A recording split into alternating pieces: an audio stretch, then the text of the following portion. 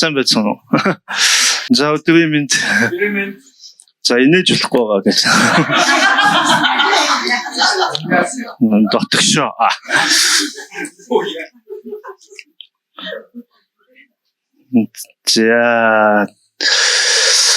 За ямцсан ярих тухай бодоод тэгээ байж хат нэг юм бурхан байсан байгаа байх болно. За тэгээд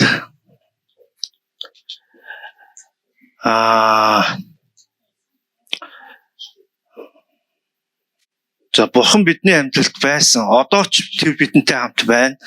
Мөнхөд ч бидэнтэй хамт байх болно. Тэр бол надаас ч бодит юм.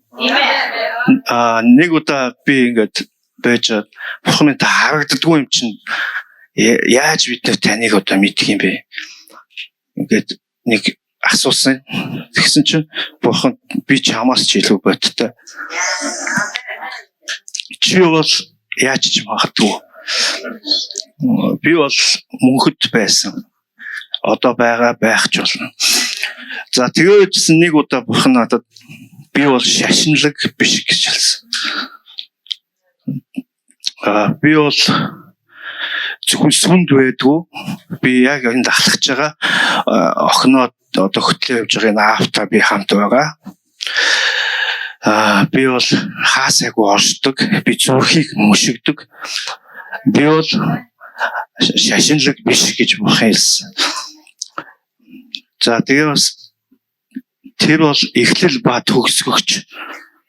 Тэр миний амьдралыг тэр аварсан учраас тэр энэ аваалаа өөрөө төгсгөн гэдэгт би итгэж байгаа.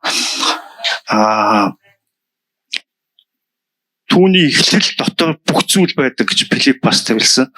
Тэгэхээр тэр эхлүүлсэн юм чинь энэ төсөл гэх юм уу те миний амьдрал дээр явагдсан энэ аваал дуусгах бурхнаар төгсгөдөж энэ ертөнцийн одоо хийх ёстой зүйлээ би дуусгах чадна гэдэгт би итгэсэн байгаа. За тэгээд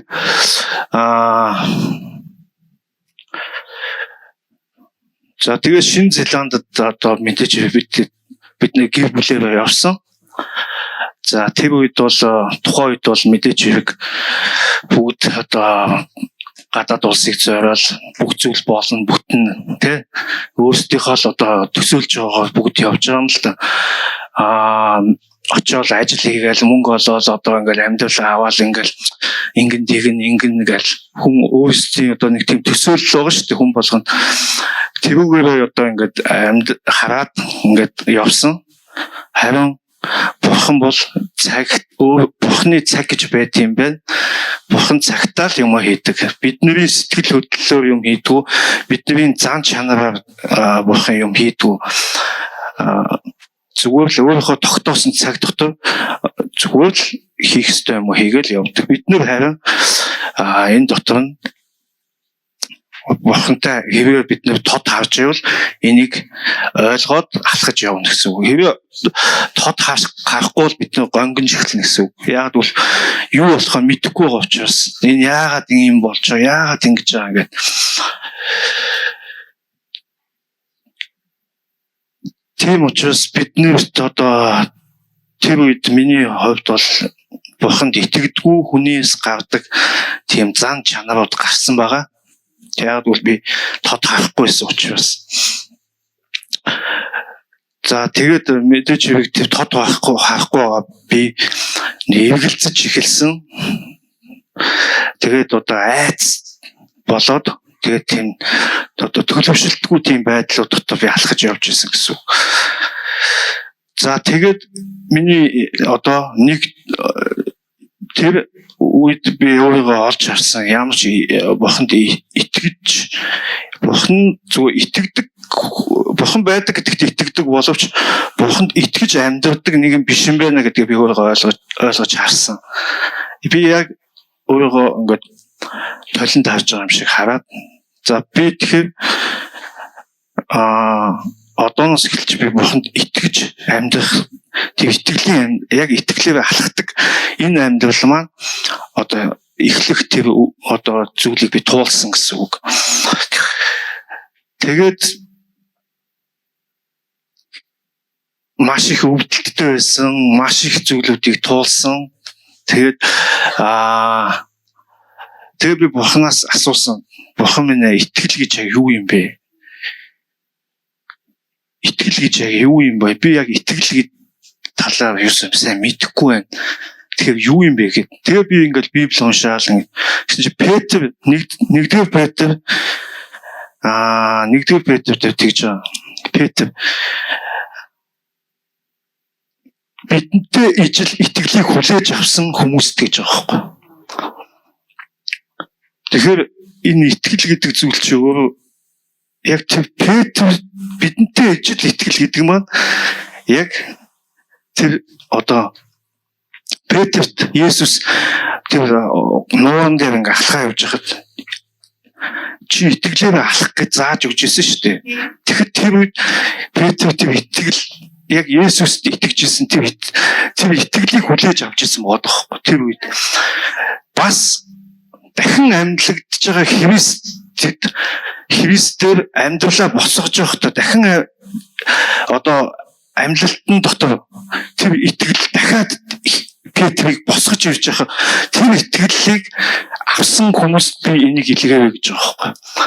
Тэгэхээр энэ итгэл гэдэг зүйл бол энэ бол ерөөсөө бодит зүйл. Ерөөсөө бид нар ерөөсөө энийг зөв хийсэн итгэл гэхээр юм янз янзын юм итгэлүүд ерөөсөө биш. Энэ бол маш бодит зүйл. Библиэд тэгж итгэл бол бодит зүйлийн илэрхийлэл гэж байгаа байхгүй. Тэгэхээр та нарын амьдралд Бурхны хийгдэж байгаа ажлууд нь өөрөө итгэлээр биднэрт ингэж зураглал болж бидний дотор ингэ бодит харагдаж байгаа байхгүй. Хэрвээ бид нэр ингэж итгэлээр харж чадахгүй бол бид нэр эргэлзэж эхэлнэ. Эргэлзээ бол аимшигтай зүйл шүү. Эргэлзээл гэж яриад байгаа боловч яг эргэлзэж амьдарч байгаа бол таны амьдралд юу ч баригдахгүй гэсэн үг. Яг бол эргэлзээ бол бүгдийг нурааж идэг. Харин итгэл бол барьж ит юм аа.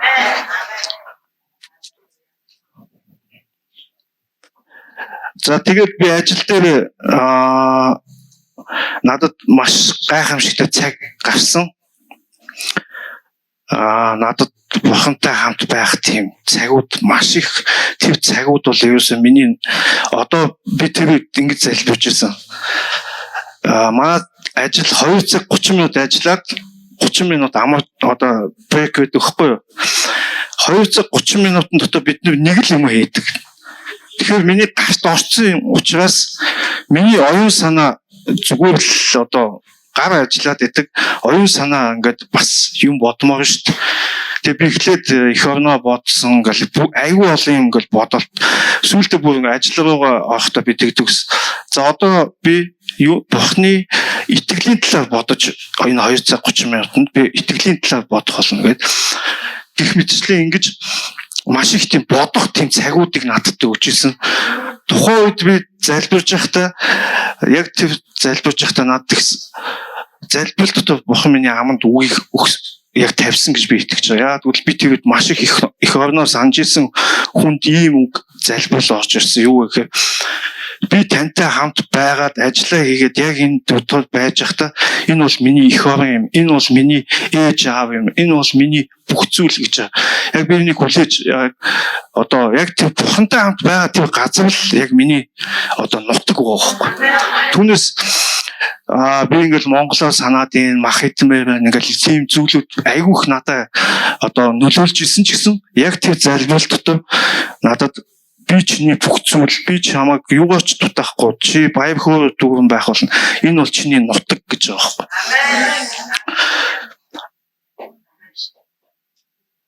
Тэгээд би нөгөө манай ажилдаа бид чихвч мэдээж чихвч зүг нэг чихвч зүгээд ийм нөгөө дуу тусаалагч юм чихвч бас зүгээд тэгээд би номлолоо сонсдог байсан.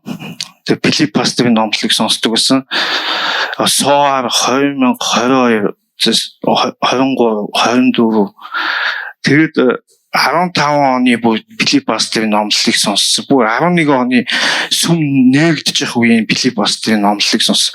Би яагаад сонсоодсэн бэ гэхээр Филипп пастр нэг номлол дээр сонсох хүртлээр та нар сонс гэж байгаа байхгүй. Би сонсохгүй байгаад миний амьдралд юу ч болохгүй бол би сонсохгүй л байна гэсэн үг. Тэгэхээр миний амьдралд юм болохгүй байгаа юм бол би сонсох хүртлээр сонсё гэж би яг өөртөө шийдвэр гаргаад би зүгээр сонсоолсон. Тэр 2 цаг 30 минутанд 2 номлол сонсож байгаа байхгүй. Сүүлдээ гэвлүүг явахдаа дахиад сонсоо. Сүүлдээ би ингээ хэлж байгаа үгийг дагаж хэлж байгаа байхгүй. Бүр ингээ дуулж байгаа юм шиг нөгөө хүний оюун санаанд би тэгтлээ ингэж одоо илүү сонсохыг хүсэж сонсож. За тэгээд ингээд сонсож байхад юу хийлэгжсэн бэхээр хариуцлага яригдсан. Филипп пастор тэгж ярьсан. Амьдралын утга учир бол хариуцлага юм а гэж байгаа юм. Тэгэхээр биднэрт бурхан хариуцлагыг өгсөн. Хариуцлага тэгэхээр би амьдралдаа би хариуцлагатай байх ёстой юм байна. Би алдаа гаргасан бол алдаагаа засдаг байх ёстой юм байна. Тэгэхээр надад ингээ өгөгдөж байгаа зүйлүүд дээр би хариуцлагатай бай. Би ажил хийх ёстой юм байна. Би тэгээд аюул сонирхолтой бурхан дандаа ажил хийж яхад ярьдсан билээ. Будаг би будж яхад байшин будж яхад гэртээ зүгөө сууж яхад бурхан нэх ярихгүй. Тэгээд яг ажил хийж яхад тэр үед бурхан ярьдаг. Тэгээд Филиппос ярьсан юмыг би сүүлд нь бичсэн байсан. Тэгээ эхлээд би нөгөө нэг авралын зар түгээгч нөгөө нэг ах байдсан шүү дээ. Нэг ах ирсэн. Тэр ахын номлыг би маш их сонссон. Яг тэгвэл тэр номлол дээр 13 настай нэг хүүгийн тухай ярьдаг. Тэр хүүхэд 13 жил алхаж чадахгүй, 13 жил алхаж чадахгүйсэн. Тэгээд тэр хүү урагшаа харцсан байсан гэж байгаа байхгүй. Хамгийн гол нь тэр хүүхэд ямар ч гомдол байхгүйсэн. Урагшаа харцсан байсан. Хэрвээ тэр хүүхэд нэг л удаа хин нэгнийг буруутгаад нэг л удаа хин нэгэнд гомдсон байсан бол тэр хүүхэд хязгаарч Христийн тэр сайн мэдээг хүлээж авахгүй байх. Магадaltaй байсан байгаа байхгүй. Тэгэхээр тэр хүүхэд юус гомдоогүй тэр хүүхэд урагшаа харсан хэвээр л байсан. Надад ямар нэгэн юм туслах ёстой. Би ямар нэгэн байдлаар надад боломж гарах ёстой. Тэрийг ажиглаад байж исэн гэсэн үг. Тэр үед Есүс тэр авралын зарын юу мэдээд тараагдаад нөгөө хүү ирээд тэгээд тэр хүү аврагдсан гэж байгаа байхгүй. Тэр зүйлийг би сонсож байхдаа би нэг зүйлийг амар надад ингээд төхөж ивэд яг надад ярьж байгаа юм шиг надад хэлэгдсэн. Тэр юу гэхээр чиний итгэлийн зөвхтийн зам дээр чи 13 жил чи яг тэр хүүхэд шиг сууж байна гэж байгаа. Тэгээ би яг энэ зам дээр би аврагдсан мөртлөө би юу ч хийхгүй зөв сууж исэн юм байна. Аврагдсан мөртлөө юу алхаагүй байх магадлал маш өндөр байдсан байх гэдэг бид нар ингээл магтаал мэдээж магтаал бурхан биднийг нялх байхад биднээдээ ошууга буулгаад бид нар түүнийг илчлэлт аваад бид нар иш үзүүлээл энэ бол угаасаа бурхан биднийг угаасаа л биднэрт ийм зүйлийг өгдөг. Тэгснээс болоо бид нар өөрсдөө лаг гэж юусоо бодож болохгүй байхгүй.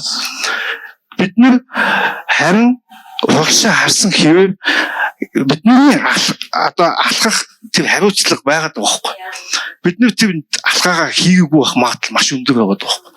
Тэгэл өөрсдөө би одоо ингээл амар магтдаг, би харилаа залбирдаг гэл тэрэндээ ингээд баг хандсан юм уу? Мэдгүй сайн мэдгүй. Ямцсан л би ингээд зогсцсон байсан. Тэр хөвчийг миний хөлөнд ямар ч хүч байхгүйсэн. Тэгээ би шууд ийм удаан зогссон байгаагаа би олж хараад би одоо алхах хэрэгтэй. Бурхан минь та алхуулаач надад алхах хүчийг өгч би танд Есүс Христийн нэрээр би итгэж байна. Би яг энэ хүүшиг би урагшаа авч зогсохыг хүсэж байна. Би энэ хүүшиг алхахыг хүсэж байна. Би тухайд залбирсан.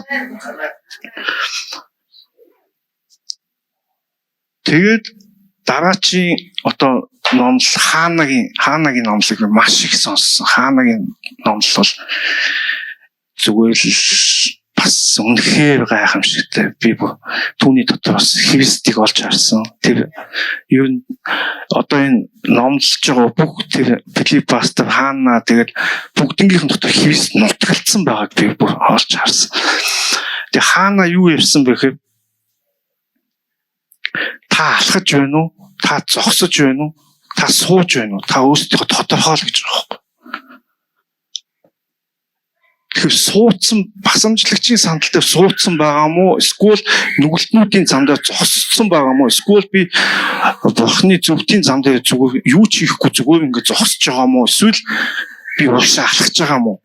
Яг энийгээ бүр ингээд тодорхойлох хэрэгтэй. Энэ бол ерөөсөө энэ сүмд явдаг өдөр 7 хоног болгон сүмд явдаг гэдгээр энэ тодорхойлогддог. Энэ бол яг бурхантай хамт зөвхтийн зам дээр хувьчилсан харилцаа тэр самар эмэгтэйд Есүс хэлсэн. Одоо эцэгт мөргөх цаг эхэлсэн. Яг тэр цагаас эхэлж байгаа байхгүй. Тэгээ самар эмэгтэй шууд тэр үед эцэгтэй шууд Христээр дамжиж холбогдчихж байгаа байхгүй. Яг энэ зөвхтийн зам яг ингээл алхаж эхэлж байгаа юм байна гэж би харсан. Тэгээд ингэж байгаа байхгүй. Тэгээд тусгаарлалт гэж ярьж байгаа байхгүй. Бурхантай хамт тусгаарл тэр нугас болоод чүмгийг нэвт салгадаг гэж байгаа. Бурхан бол тусгаарлагч. Одоо бүгдийг ингэж одоо биднээс одоо тийм буруу зан чанар за юу гэдэг магадгүй яалтчгүй одоо салах ёстой яалтчгүй болох ёстой тийм зүйлсүүд байгаа байхгүй. Энийг бид нэр зогсоохгүй бол бурхан биднэртэй ярихгүй. Тэгэл дугуй болчихж байгаа байхгүй. Энэ хүн дараачихаа алхамыг хийдэл би чимээгүй байна гэдэг. Тэгэхээр тэр хүн би энийг тастмаар байна. Энийг би салгамаар энэ надтай хамт байх ёсгүй зүйл мөн байна гэдгийг таньж мэдээд тэгээд тэрнтэй огт харилцаагүй болоод тусгаарлаад ирэхээр бурхан ярьж эхэлж байгаа байхгүй. Тэгэхээр бурхан салгая гэж та шийдэх юм бол бурхан нугас болоод чүмгийг нэвт салгадаг. Сүнс болоод мах цусыг хуваадаг гэж байгаа байхгүй. Тэгэхээр мах цуснаас бид нэр ярьдгүй бид нэр сүнсээр амьдрах юм бол бид сүнслэг зүйлд анхаарлаа хандуулад бид нэр ингэж өдөр болгон бид нэр тусгаарлалтуудыг хийдэг. Ингээд бүсүүлд суучдаг гэж байгаа байхгүй. Хаанаад гэж байгаа. Одоо тэгээ тусгаарлал ингээл өөрийгөө ялгаал ингээл бурхан дотор өөрийгөө байлгаал ингээд хаа сүулдэ бүр тэр нь өөрийнх нь яг юм амьдралын хэм маяг болоод эхэлж ийн гэж байгаа. Тэгээд дараа нь мэдээж хэрэг Филипп пастрыг би тухайд ингээд сонсож байхдаа юу гэж дүгнэж явах те одоо юм Филипп пастр одоо юм бодлоод орж ирсэн бэхээр тэр бол гүнийг өмдөгч юм гэж байгаа. Тэгээд түүний ухсан худгаас бичил бүр уудаг. Тэр барьсан үгээ мөшгсөв байгаа ба бурхантай хамт алхах хэрхэн зөв алхах талаар бидэнд хангалттай сургалтын материалуудыг биднэрт бүр байнгын ингэж өгж идэг бүр ингээд тогтмол бүр биднэрт. Тэгээд энэ үгийг бид нэ сонссон бол энэ бидний амьдралдаа бид нэ одоо хэрэгжүүлэх ёстой хариуцлага болоод яг хариуцлага болгоод бидэд өгчөж байгаа юм. Одоо Филипп пастор зүгээр ингээд зөв биднэрт яриад би зөвхөн гэдэг нэг Понти Пилат шиг. Тэгээд та нарын л хариуцлага. Та нар сонссон, одоо та нар алах. Өөр та нарт ямар ч сонголт байхгүй.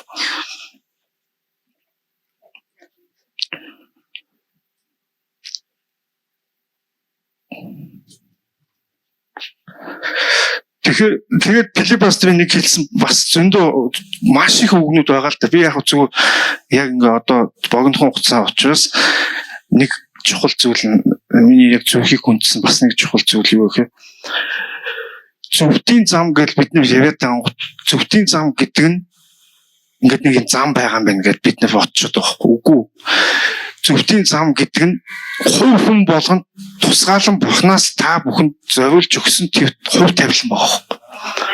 Тэгэхээр миний зөвхтийн зам шал өөр. Та нарынхаас бүр шал өөр. Миний юу хийхийг би хэлж мэдхгүй. Миний хувь тавилан юу болохыг би магадгүй би миний хувь тавилан бурхан тогтооцсон байгаа. Би тэрийг мөшгөн. Тэг хүн болгонд ийм гайхалтай замууд үнэхээр гайхалтай. Та бүхэн боо энийг мөшгөөд эхлүүл амтанд нь ороод вау ийм гоё юм бурхан надад өгж байгаа юм байна гэд ингээ бүр тэр дотор өөрсдөө хувь тавилан бүр мөшгөж эхлэх сонирхол чинь улам төвж эхэлнэ гэсэн. Тэгээд одоо мэдээж миний амьдрал дээр одоо хамгийн чухал бас нэг зүйл юу байсан бэ гэхээр одоо сувдаа ээж маань надад өвлүүлсэн итгэлийн өв байдаг. Ээж бол Монгол оронд итгэлийг тунхаглаж байгаа. Нөгөө Петрийн бидэнтэй ажилтдаг итгэлийг хүлээж авсан хүмүүс гэдэг нь бид нар байхгүй. Ээж тэр итгэлийг тунхагладаг Монголд. Тэр итгэлийг биднэрт одоо ингэж өвлүүлдэг.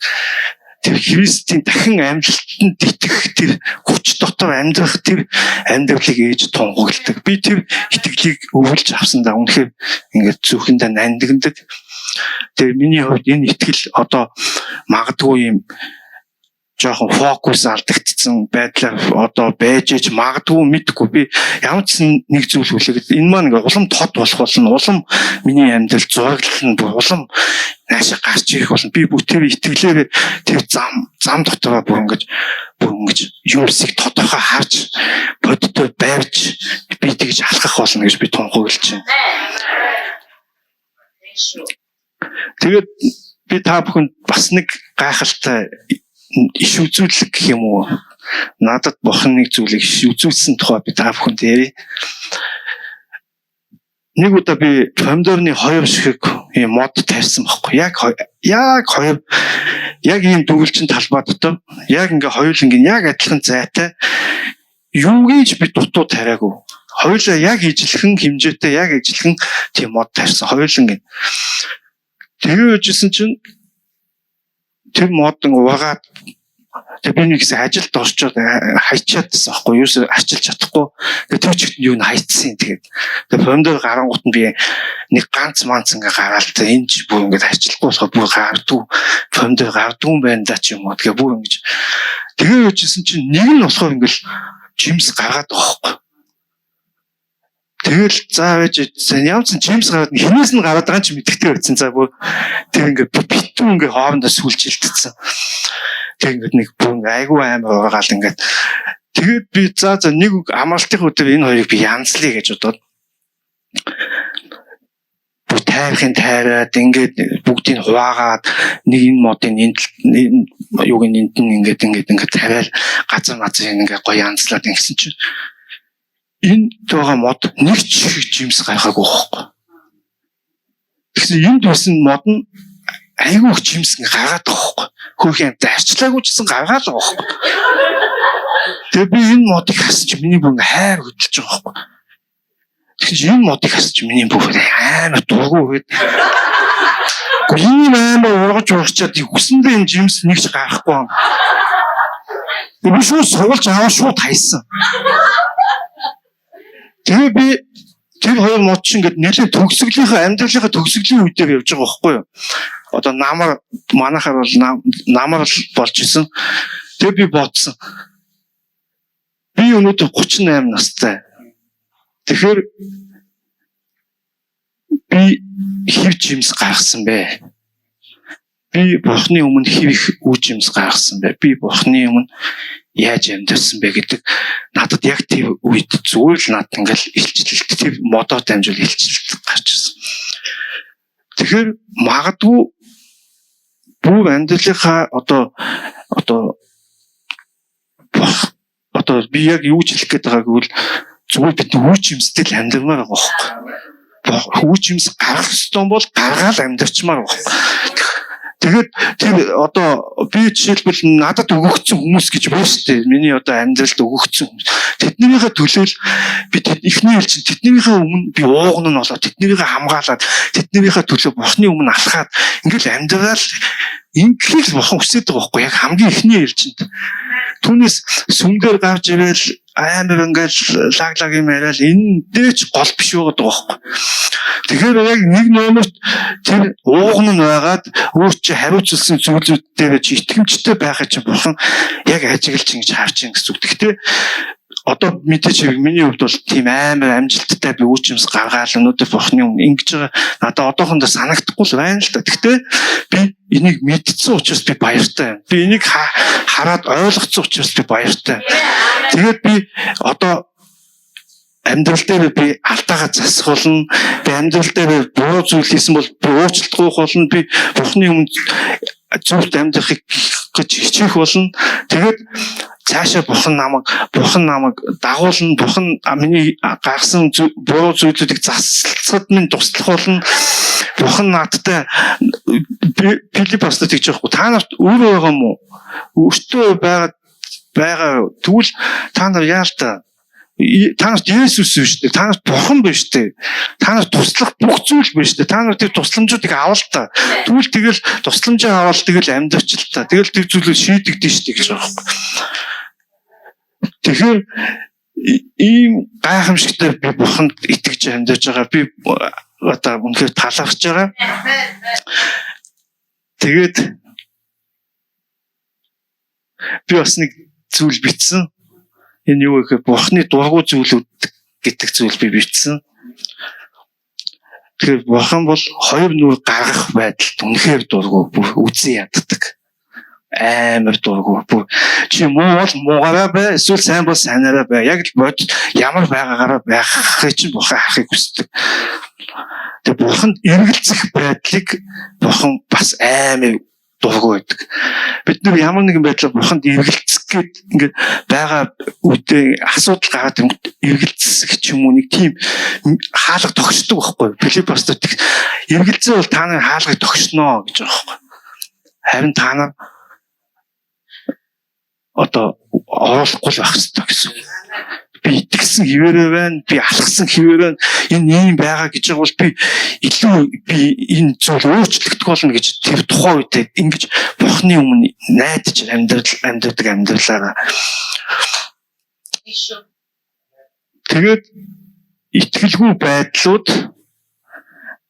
одоо энэ бас эргэлзээ чинь итгэлгүй байдал руу авчиж байгаа. Тэгээд за тэгээ бас нэг дургуй зүйл нь болохоор том болчоод им нэлэг зангаараа байгаа зүйлд бурхан бас амар дургуй. Ингээд тийм том хүн болцсон мөртлөө яг жоох өгчил ингээд гонгноод байгаа зүйлд бас бурхан амар дургуй байна гэж би харсан. За тэгээд үүч юмсгүй амьдрал дургуй байна гэж би харсан. Тэгээд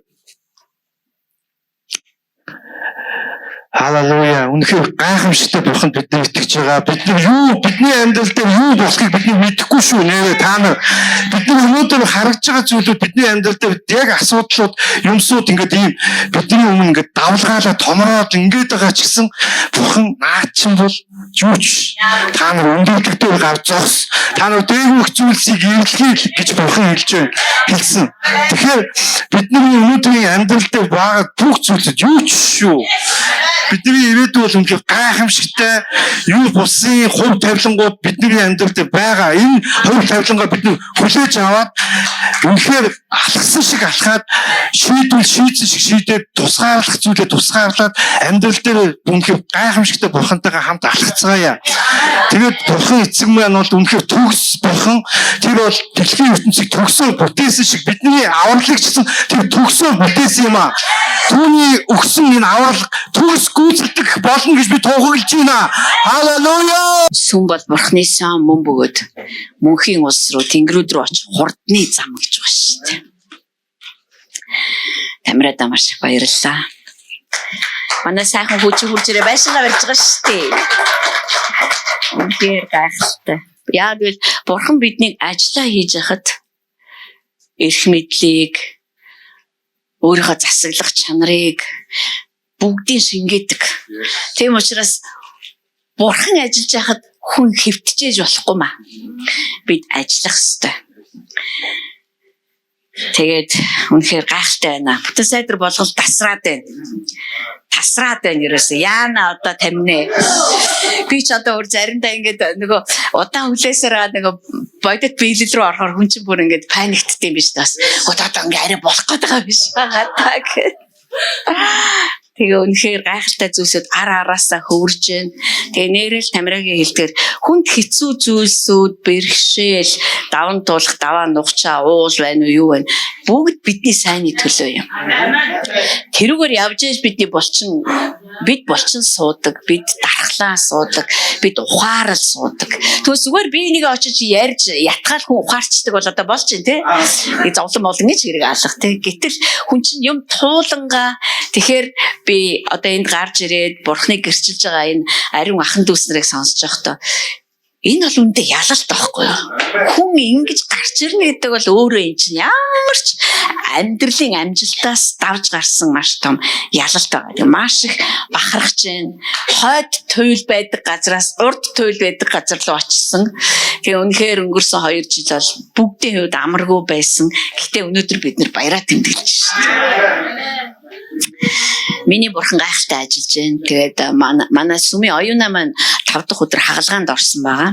Тэгээд энэ зүүн талд үүссэн маш том хоргүй хавдар байсан. Их том хэмжээний хавдар байсан. Тэгээд хавдар бол авагдсан 90% нь авагдсан гэсэн. Тэгээ 10% орчим үлдсэн гол судсан дээр байгаад байгаа учраас хөндөөгөө орхисон. Тэгээд бид нар гадаа суугаа залбирж ялаа. Охиноо маань байсан бас итгэлийн ахан дүүстэнд байж исэн. Тэгээ ямар нэгэн хүндрэл гарахгүй, ямар нэгэн илүү дутуу судас тасдагдахгүй, бүх юм ямар ч асуудалгүй хийгдэх нь айгүй чухал байсан учраас бид нар тэнд залбирж исэн. Тэгээд үнэхээр тийм ч удаан хагалгаа бас болоогүй. Яг л болдог цагтаа болсон. Тэгээд үнэхээр эмч нарын гарыг бурхан чиглүүлж, бүр хүчийг өгж, чадваржуулж, амьсгалыг нь манаж одоо тэнд бүр багаараа ажиллаж байгаа тэр эмчнэр дээр бас бурхан үнэхээр анхаарлаа бүр хяналтаа бүрэн тавиасаа гэж бид нар залбирсан байгаа. Тэгээд одоо би үнэхээр өнөөгөө ирсэн мэдээ би сайн байгаа 2 онцлоо штэ. Энэ хിവэрээ сайжирсаар байл маргааш тасаг руу шилжүүлэх юм байна. Тэгээ үнэхээр энийг сонсохдоо бас маш их баяртай байсан. Үнэхээр их талархсан. Тэгээ одоо өнгөрсөн 7 хоногт ер нь бол маш их гэрчлэлээр дүүрэн 7 хоног байлаа. Уулзсан хүн болгонд амьдралд нь бурхны хийж байгаа гайхалтай ажлуудыг ярьлаа. Тэгээ үнэхээр маш их уярлаа. Үнэхээр маш их зориг орлоо. Маш их одоо үнэхээр их бэлтжлээ. Тэгээ бурхны хаанчлал бидний дотор бидний амьдралуудад ерөөсөө эргэж буцалтгүйгээр батчихж байгаа юм байна. Тэгээ хэл язгаараа тэлж байгаа юм байна. Хүмүүс тэрийг нь бүр харж байгаа юм байна. Тэгээ энэ бол үнэхээр гайхалтай сайхан байна. Тэгэхээр цөмөрөө өдөр тутмын амьдрал тохиолддог одоо асуудлууд ч гэж нэрлэнүү маргаан бэрхшээл чи өөр айгүй олон нүүр царайтай тийм ээ. Ямар нүрээрээ бид нарт орж ирэх нь хамаагүй. Зүгээр тэрж аваад тэгэл тэврэлтэл тэртээ дөрөв бурхан биднийг тэврээ явж байгаа. Тэн донд биднээс тасарч унах юм а тэр таслахал болон цэвэрлэгийг энэ тэр цэвэрлэл биднээр заалахгүй штэ. Биднийг чи энэ дотроос гарч ирэх ёстой гэвэл тэр гаргаал авах болно. Тийм учраас зүгээр өөрийн бурхандаа итгэж найдаад урагшаага алхахыг. Тэгээ сая бас Тамира айгүй чухал зүйл хэллээ. Эргэлзээ ямар аюултай вэ гэж. Эргэлзээ бод биднийг хамгийн хүчгүүдүүлдэг зүйл. Хамгийн бохир, хамгийн ёрын зүйл гэдэг. Итгэлгүй байдал бол үнэхээр ёрын. Тэгээ бас ялгаатай байдаг юм бэ. Тэгээ би өнгөрсөн 7 хоногт бас ном уншиж байхдаа энийг олж мэдчихсэн. Итгэл бурхан Еврей номон дээр ч тэр Паулын Коринтчуудад бичсэн загтал дээр ч тэр та нарын үг дээдэс итгэлгүй байсан учраас амлсан газарт орж чадаагүй маа гэж. Тэгэхээр тэд нар бурхан өөрсдийг нь Египтээс гаргаж ирсэн гэдэгт итгэсэн. Улаанцсан гайхамшгуудаа үлдээ гаргасан шүү дээ. Улаан тэнгисийг яраад гаргасан. Тэд нар итгэлгүй биш, итгэлтэй байсан. Гэхдээ итгэлгүй байдал нь юунд оршиж байсан бэ гэхээр тэд нар биш дээ. Энийг бид нар ойлгох нэг чухал юм билээ. Эргэлзээ биш. Итгэлгүй байдал гэдэг бол би хүсснээрээ итгэхийг хэлж байгаа байхгүй. Амар зү. Дөрөв Тамира ярьсан шүү. Би одоо болоош би бол итгэлтэй. Өөрийгөө дүгнжиж байгаа байхгүй итгэлтэй. Энээс цаашгаа итгэл нь явахгүй байгаа байхгүй юу? Бурхан энэнд л амар дургу. Өөрөөр хэлбэл зүрх сэтгэл хаагаа ичиж байгаа байхгүй. Бурхны дараагийн ажлуудад хаацсан. Бурхан бол тэгчдэг юм байна. За би итгэж болоо. Тэгээ ерөөсө дараагийн хөдөлгөөнийг хийх гэхээр нөгөө хүн чинь өөрийнхөө итгэлийн хэмжүүрээр бүгдийг шүүж хаяад тийм ээ фильтр тавиад тэгээд илүү давуу юм байдгийм байна. Итгэлийн хязгааргүй байдал, итгэлийн тэр одоо боломжгүй юм байхгүй гэдэг тэр нэг ер бусын тэр нэг том далаацтай байдлыг нь хүн өөрийнхөө жижигхэн ухаан, жижигхэн туулсан сүнслэг амьдралын туршлагаараа бүгдийг хамаа ичиж байгаа. Ингээ хумхичж байгаа байхгүй. Энийг итгэлгүй байдал гэж бурхан нэрлсэн байгаа байхгүй. Чи хүссэндээ л итгэдэг. Хүсгүй байгаамдаа итгэдэггүй. Чи итгэлийн өөрийн гэсэн замуудыг өөртөө бий болгоцсон. Тэрүүгээрээ л явдаг. Тэрнээс цаашгаа тийм учраас бурхан тэд нар миний замуудад итгээгүй маа. Тэр энэ айгүй амар юм. Айгүй бараа нуусан. Тэгээ бидийг тайвшруулдаг. Чи итгэдэг штэ. Үнээрээ итгэдэг. Израильчуудыг бурханд итгэдэг гэж хэлж болохгүй штэ.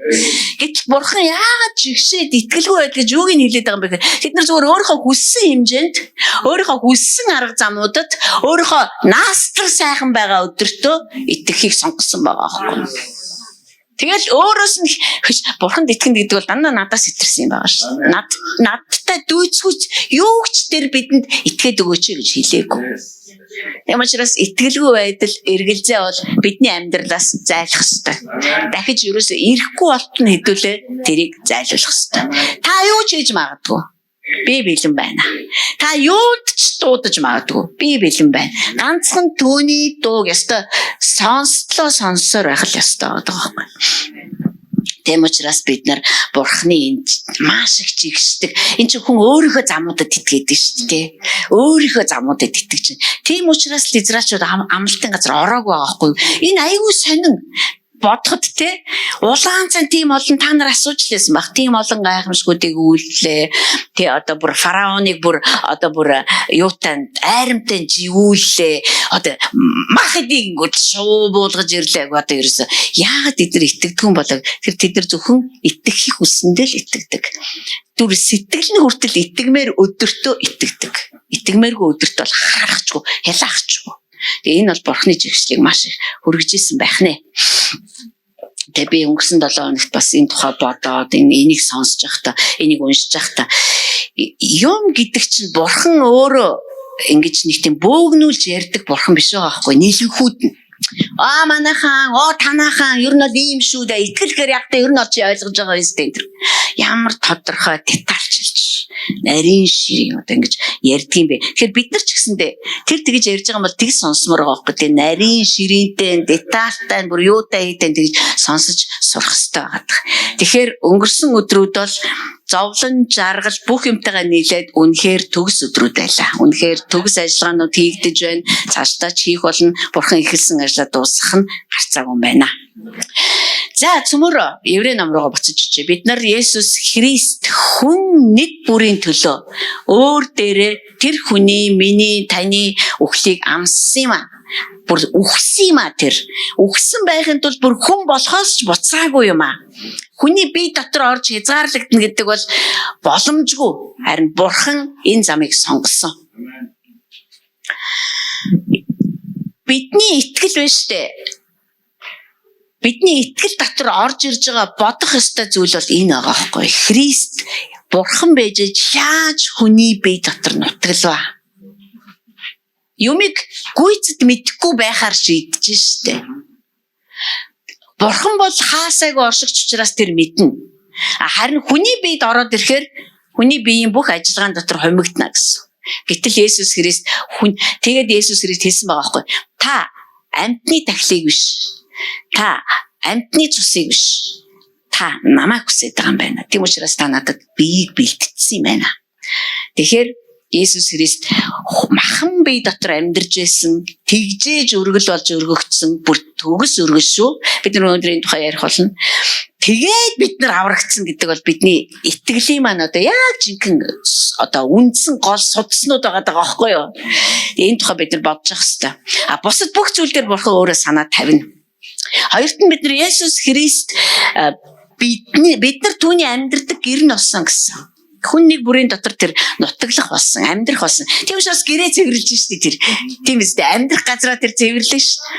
Тэр бүр дотроос нь биднийг цэвэршүүлнэ ш. Цэвэршүүлэхгүй байх ямар ч боломжгүй. Бидний уусан эм хүртэл биднийг дотроос маань эдгээдэг ч юм уу яадаг чи гаж нөлөө байдаг бол бүх нөлөө нь бидний дотроос мэдэгддэг. Тэгвэл тэр агуу бурхан миний дотор амьдарч эхлэхэд миний зүрх цэвэрлэгдэхгүй боломжгүй манайхаа. Тийм учраас би бурханд итгэдэг тэр миний дотор амьдардаг. Гэхдээ би яагаад өөрчлөгдөхгүй байна гэж та бити бод. Бити эргэлз, бити итгэлгүй бай. Амен. Дотор ч амьдарч байгаа гэдэгт итэг. Тэгэл үлдсэний тэр хийнэ гэсэн үг. Цэвэршүүлэн тэр одоо тусгаар нь салгана одоо мис застан хийн одоо хэрэгтэй бол тэр одоо өөр бурхан өөрийнхөө хэрэгтэй гэж үзэж байгаа бүх зүйлээ хийж чадна. Тэхийн тулд бидний дотор амьдрдаг. Зүгээр бид нар дотор минь амьдрдаг гэж нандинаж бүр те үнэхээр дотор минь амьдарж байгаа шүү дээ гэж дотор минь бүрэлдсэн үр хүүхдээ жирэмсэн эмэгтэй яаж хамгаалдаг вүлээ, яаж хайрладаг вүлээ, яаж одоо хоололдог вүлээ, яаж бие авч явдаг вүлээ. Тэр агуу бурхан миний дотор байж байгаа чи юу жирэмсэн эмэгтэй.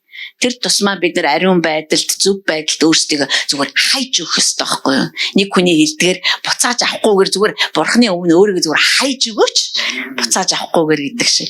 За өнөөдөр бид нар Есүс Христ бол агуу тэргүүн тахилч юм а гэж харах болно. Бид нар сая Еврей номоор дөнгөж эхний 1-р бүлгээр чимээгүй цаг хийсэн. Тэгээд эх 3 дахь өдөр хийн.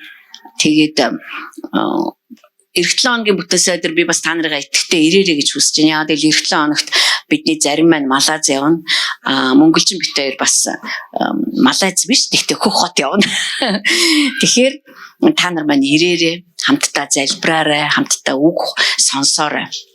За Еврей номын 5-р бүлгийн 7-оос 10. Еврей номын 5-ын 7-оос 10. Еврей номыг ярьж байгаадаа би маш баяртай байгаа. Яагаад гэвэл энэ ном өөрөө намайг маш их ухаарлд хүргэсэн.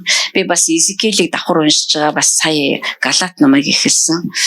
Ямар Тамирагийн хэлдгээр ямар бодит юм бэ нэрээ. Нэг Америк эрдэмтэн одоо байдгүй хаа тэр одоо тэр бурхны тэр мужааны хүү юу бурхны хүү юу гэдэг имжижгэн буклет бичсэн. Тэгээ авралын зарч тийм эрдэмтэн байдаг л та. Жош Макдаул гэдэг. Тэгээ тэр хүн хэлжсэн. Есүс Христ байсан байгааг гэж марах нь утгагүй юм. Энэ нь одоо би амьсгалаад оршиж байна уу, оршихгүй байна уу гэдэгтээ маргаж байгаатай яг адилхан. Есүс Христ бол байсан гэдэг нь тэр амьдрсан гэдэг нь түүний хийсэн бүхэн хүн төрлөختний гэм нүглийн төлөө байсан гэдэг нь яг одоо би амьсгалаад энэ микрофоныг бариад ярьж байгаатай яг адилхан бодит гэж бичсэн байдیں۔ Тэгэхээр бид нар өнөөдөр тийм л одоо бодит бурханд итгэж амьдарч байна шүү дээ. 5-ын 7-оос 10-ыг харъя цөмөрөө. Тэрээр ахан биеийнхээ өдрүүдэд өөрийг нь үхлээс аварч чадах нэгэнд чанга хашгиран нулимсаар залбирал болоод гуйлтуудаа өргөсөн. Тэр итгэлтэй байсан тул бурхан түүнийг сонссон юм а. За хэдүүлээ дахиад өөр энэ англи библийг харнаа. Тэр хүн байсан хэрнээ зовсон зүйлсээсээ дуулууртай байдалд суралцсан юм. Бидний зовлон бол биднийг дуулууртай болгодог. Дуулуур зүгээр ингээд шинэ хувтас аваад өмссөн юм шиг ирдгүү. Дуулуур заавал юмн дундуур туулж байхад суулгагддаг сүнсний маш хүчрхийг дархлаа гэж нэрлэнэ үү одоо даавар гэж нэрлэнэ үү мэдэхгүй. Тийм. Тэр төгс болгогдсноор өөрт нь дуулууртай байдаг бүх хүнд мөнх авралынх нь их үндэс болсон бөгөөд бурхнаар Мелхиседекийн хэрэгмийн дагуу тэргүүн тахилж болж өргөмжлөгдсөн юм а. Бид нар Библи судлалаараа Мелхиседекийн хэрэгмийн дагуухан тэрийг илүү тодтогч дахиж ярих болно. Тэгснээрээ бидэнд одоо Есүс Христийг таних маш их одоо бодлууд орж ирнэ гэсэн үг. Есүс хэлсэн ш мөнх ам гэж юу вэ гэхэд мөнх ам гэдэг бол намайг илгээсэн эцэг болоод намайг таньж мэдэх нь мөнх ам юм а. Бидний дотор байгаа мөнх ам чинь юу яах гэж өгөгдсөн байх нь вэ? Айгүй гой сайхан амьдрахад биш. Харин бурхныг болоод илгээсэн хүүгийн таньж мэдхийн тулд бидний дотор мөнх ам байдаг байх нь шүү дээ. Тэгэхээр Есүс Христ бол үнэхээр өөрөө ч тэрүүн дахиж болохоо сонгоогүй. Бурхнаар сонгогдсон. Тийм учраас Мелхиседекийн хэрэгмийн дагуу Левийн овгийнхан дахилчлаар үйлчлэнэ гэдэг Бурхан Мосед тушаасан. Левичүүдээс өөр хэн ч биш шүү гэж. Харин Есүс Христ ирэхэд Левийн тахилчлыг Бурхан зүгээр зогсоосон. Есүс Левичүүдээс гарч ирээгүй байхгүй юу? Өөрөөр хэлбэл газар Левийн тахилчлал бол Тэнгэрт Бурханы тахилчлалын төслийг газар дээр буулгаж ирсэн л сүүдэр байгаад байгаа шүү дээ. Харин Бурхан жинкнийгээ буулгаж ирэхэд Левичүүдийн ажил дууссан байхгүй юу? Бүр Юдагийн авгаас Есүс Христ гарч ирсэн. Тийм учраас энд Есүс Христ өөрөө ч тахилчлыг сонгоогүй. Хэрэг тэр би тэрүүн дахиж болно гэсэн бол тэрийг бүр байхгүй болох байсан. Яа гэвэл Левичүүдээс гарах ёстой гэдэгт тэд нар бат итгэж байсан шүү дээ. Харин түүнийг дахин амьлаад өргөгдөөд эцгийн баруун гар талд очиход тэр шин хэрэгмийг хүлээж авсан байгаа. Одоо энэ цагаас эхлээд чи агуу тэргүүн дахилж боллоо гэж байгаа шүү. Газар дээрх бүх Левийн тахилчлыг тэр дуусгасан. Гэхдээ өнөөдөр бид нар энэ тухай нэг амар тодруулж ярмааргүй байна. Энэ бидний гол харах зүйл маань юу вэ гэхээр өөрийг нь үхлээс аварч чадах нэгэнд чанга хашгиран нулимсаараа залбирал болоод гуйлтуудаа өргөж байсан юм а. Загалмай дээр түүний зогсож исэн зураг дүүжлэгдсэн байх үеийнх нь зураглалыг би өнөөдөр илүү тодтогч харахыг хүсэж байна. Яг л агуу тэргүүн тахилчийг энэ байр сууриас нь бид нар харж таних хэрэгтэй. Бид нар энийг ингэж танихгүй байгаад байгаа учраас эргэлзээний дотор байна.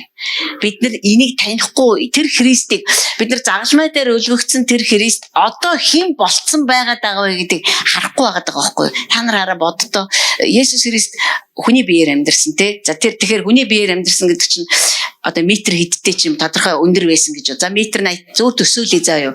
Метр 80-тай тийм бадрун тийм мужааны ажил хийжсэн юм чи болчих юмстай тийм 30 настай залуу байжээ.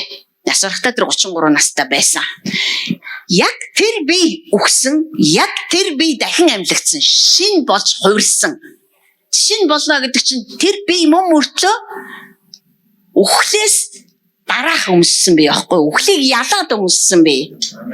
Шин бие. Тэм учраас тэр шин бие бол хуучнтайгаа адилхан биш байсан. Тэгтэл яг бие байсан. Яа гэвэл тэр дахин амьлаад даглагчналтаа өглөөний хоол идсэн шүү дээ. Амрууга хийгээд. Тэгээд тэр дээшээ өргөгдөхдөө яг тэр бие өргөгдсөн. Ерөөсө хоосон сүнс мэс биш. Тэд нар бүр хараад бүр ангаагаад бид нар харах нүүрэн дээр нь өргөгдсөн. Тэр ямар ч тийм пуужин ямар нэгэн далавч малвч зүгээгүй. Яг тэр бие өргөгдсөн. Та хоёрын өмсөх шин бие шүү заяа. Өргөгдөд яг тэр биеэрээ эцгийнхээ баруун гарталд очсон. Тэгэхэд Тэнгэр элч нар болоод тэнд байсан бүх итгэгч нарын сүнснүүд бие хараах өмсөг байгаа штэ. Сүнснүүд бүгд шин дуугдуулж эхэлсэн. Яа тэр нөгөө өмнө нь байсан Христ өөр болчиход байгаа байхгүй юу, ойлгож байна. Өмнө нь Христ хүний биеийг өмсөөгүй. Гэхдээ тэр бурхан сүнсээр оршиж ирсэн шүү дээ. Одоо бол хүний биеэр амьдраад, үхлийг амсаад, дахин амьлаад, өргөгдөөд одоо тэр тэнгэрүүдийн тэр урдагч тэнгэр дээр эцгийнхээ баруун гар талд агуу тэргүүн тахилж гэдэг цолыг аваад тэнд зогсож байгаа байхгүй. Одоо тэр тэнгэр биш. Тэр тэргүүн тахилж одоо тэнд зогсоод өөрийнхөө зуучлалын ажлаа үргэлжлүүлээ хийж байгаа та бодтоо. Тэр нөгөө ирэхээс өмнөх байсан Христээс илүү өөр пункттэй болчихсон шүү дээ бүр. Бидний хараа яг ийм зүйлсүүдийг боддог байх ёстой л доо. Ер нь бол энэ бүр амар тасарсан, алмаарсан зүйл болж бидний зүрхэнд бүр зурагдах ёстой байхгүй. Ямар аймаар юм бэ гэж бүр бодогдохоор гоё цаашаа шүү дээ. Тэгээд тэрээр загалмай дээр цовдлогдож цөмөр харын шинэ сайн мэдээний 4 номны аль нэгэн дээр байгаа бах тийм ээ. Есүс Христийн хүмүүсийн төлөө загалмай дээр байхдаа цовдлогдож байхдаа гашгирж исэн үгсүүдийг харъя л та цөмөр. За. Матай номын 27-гийн 45 дээр хэлж байна. 6 дугаар цагаас 9 дугаар цаг хүртэл бүх газрыг харанхуй нөмрөө авлаа. 9-р цагийн орчим Есүс чанга дуугаар Или лама сабахтани гэж хашгирлаа. Энэ нь бурхан минь юунд та намайг орхив гэсэн үг гэж. Бид нар бурхангүй үхэж байгаа хүний дуудлага одоо бид нар ингэж гашгах байсан. Ямар ч утгагүй амьдрсан амьдрал одоо тэгээд хаашаа явах нь мэддэхгүй, юу болох нь мэддэхгүй, орхигдсон, өнчирсэн, хов хоосон бие. Есүс Христ үргэлж эцэгтэйгээ хамт байсан бөгөөд яг энэ мөчөд ааваасаа аав нь хүртэл нүүр буруулсан шүү дээ. Яагаад гэвэл бүх гэм нүгэл түүн дээр одоо там тэр чигээр түүний бие дээр одоо шийтгэлээ хүлээж ирсэн. За гэсэн үг ажээ. Тэн зогсож байсан хүмүүсийн зарим нь үүнийг сонсоо. За ингэсэн. Дараад нь тэгвэл одоо Маркийг харъя. Сүмөр яг тэр загалмай дээр яж та хүмүүсийн төлөө юу гэж хашгирд. Тэгэхээр Есүс мэднэ хүн бурханд итгэдэг байсан ч вэ нү, итгэдэггүй байсан ч вэ нү, итгэлээ хайсан ч вэ нү, хүн бурхангүй амьдраад дуусахын аймарыг тэр мэднэ. Үнэхээр мэднэ. Одоо бид нар сайн хашгирааны сонслоо шүү дээ. За тэгвэл Марк номон дээр юу гэж бичсэн байна? За 15 дугаар бүлэг те. Бас дахиад хашгирсан. Энэ дээр алга байна. Би бүр нөгөө яг юу гэж хашгирсныг дахиж харах. Суук руу очиж өгвөл.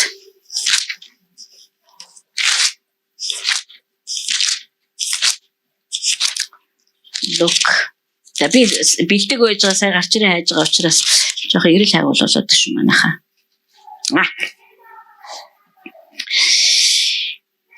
Аава 34 23-ын 34 аава тэднийг уучлаач. Учир нь тэд юу хийж байгаагаа мэдэхгүй байна.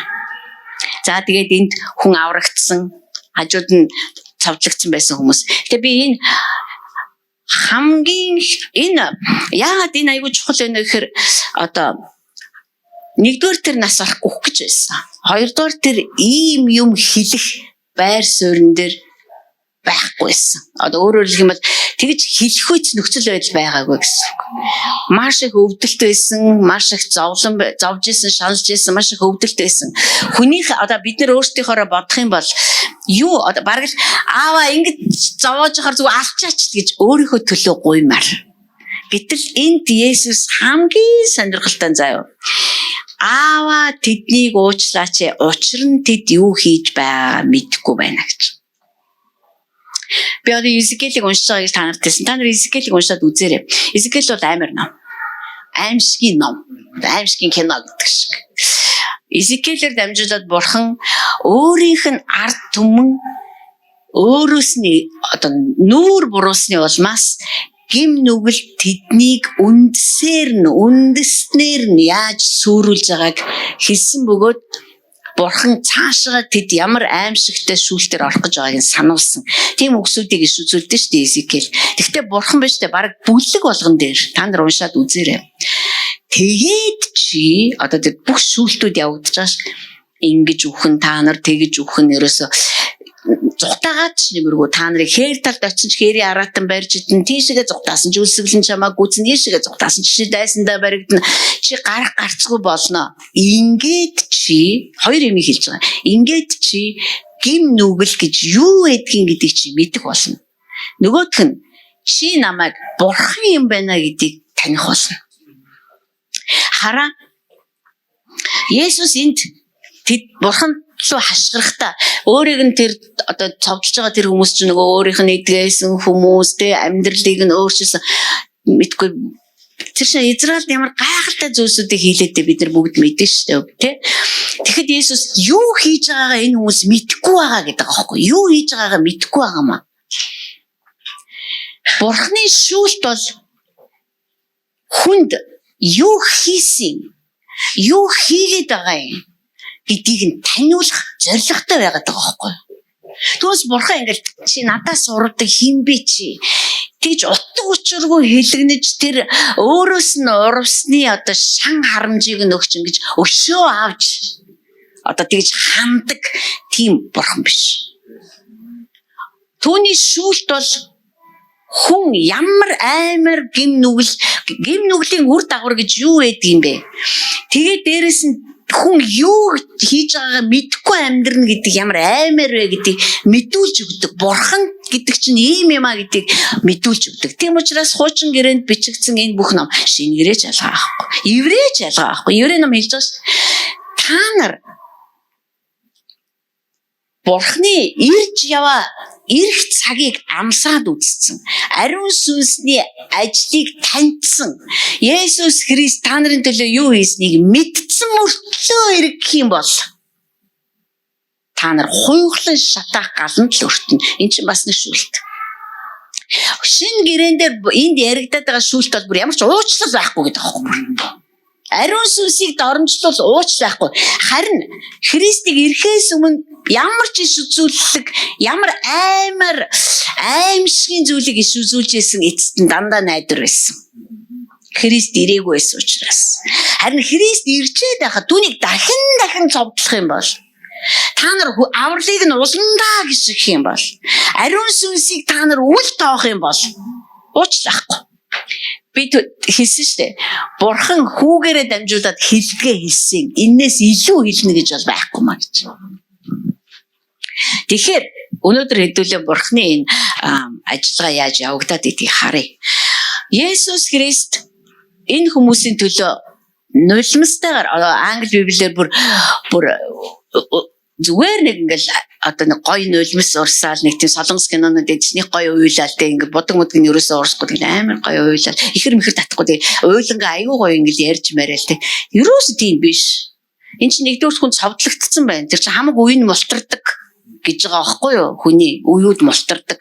Тэгээд тэр чинь амьсгаа авахын тулд одоо тэр хөлийг нэг хадаасаар хатцсан маа штэ. Тэрэн дээрээ ингэж өндийж сая амьсгаа авдаг. Тэгэхгүй бол ингээ нөгөө цорон цаашаа чихэгдээд хүн ингээ зүгээр ингээ амьсгаж болдгоо мэн л да.